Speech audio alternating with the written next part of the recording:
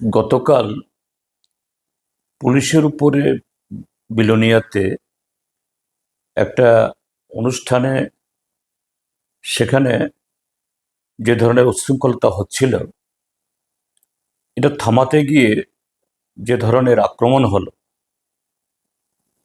যে বিলোনিয়া থানার ওসিকে মঞ্চ থেকে নামিয়ে বেধড়ক পেটানো হলো, এটা অত্যন্ত নক্কারজনক ঘটনা।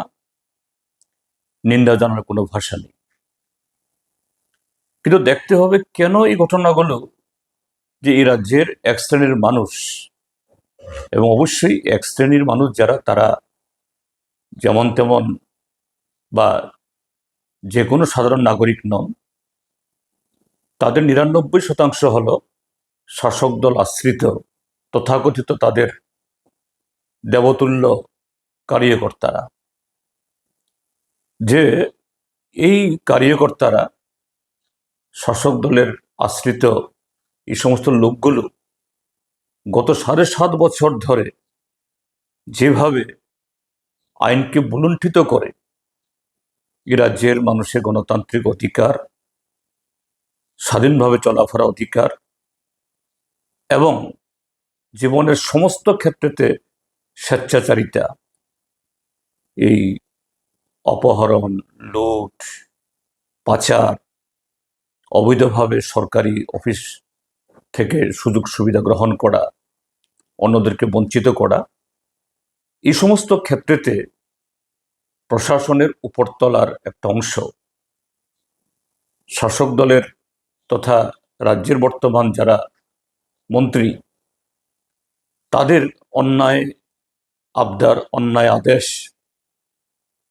এগুলাকে রক্ষা করতে গিয়ে যেভাবে তাদের দায়িত্ব তারা এই প্রতিপালন করেননি যথাযথভাবে, নিজেদের ঊর্ধ্বের প্রতি সম্মান দেখাননি, নিজেদের যে শপথ একজন আধিকারিক হিসাবে, ডিজি হন, আইজি হন, এসপি হন, এসডিপিও হন, সিভিল অ্যাডমিনিস্ট্রেশনের ক্ষেত্রে চিফ সেক্রেটারি থেকে শুরু করে চিফ সেক্রেটারি, ডিস্ট্রিক্ট ম্যাজিস্ট্রেট, এসডিএমরা এই অন্যায়ের সাথে আপোষ করেছেন। আজকে সাধারণ মানুষ শুধু ভুগছেন না, আজকে তারা নিজেরাও ভুগছেন। এই হলো তার পরিণতি। যাই হোক, যে ঘটনা ঘটেছে গতকাল, এটা অত্যন্ত নিন্দনীয়, নিন্দার কোনো ভাষা নেই। আমি বলবো পুলিশকে কঠোরভাবে এই অপরাধকে মোকাবেলা করার জন্য, এবং গত ৭.৫ বছর ধরে যে দুর্বলতা দেখিয়েছে ত্রিপুরাজ্যের সাধারণ এবং আরক্ষা প্রশাসন, একদিনে এটা সেই ঋত গৌরব পুনরুদ্ধার হবে না, কিন্তু ঐক্যবদ্ধভাবে সাহস ভরে রুখে দাঁড়ান। বিরোধী দল হিসাবে না, আমরা সচেতন নাগরিক হিসাবে, দেশপ্রেমিক নাগরিক হিসাবে, সরকারি আধিকারিক তিনি ঊর্ধ্বদারী হন বা ঊর্ধ্বদারী না হন, তাদের দায়িত্ব পালনে তারা যদি কোথাও বাধাপ্রাপ্ত হন, বা তাদের প্রতি সমস্ত ধরনের নৈতিক সমর্থন আমাদের থাকবে।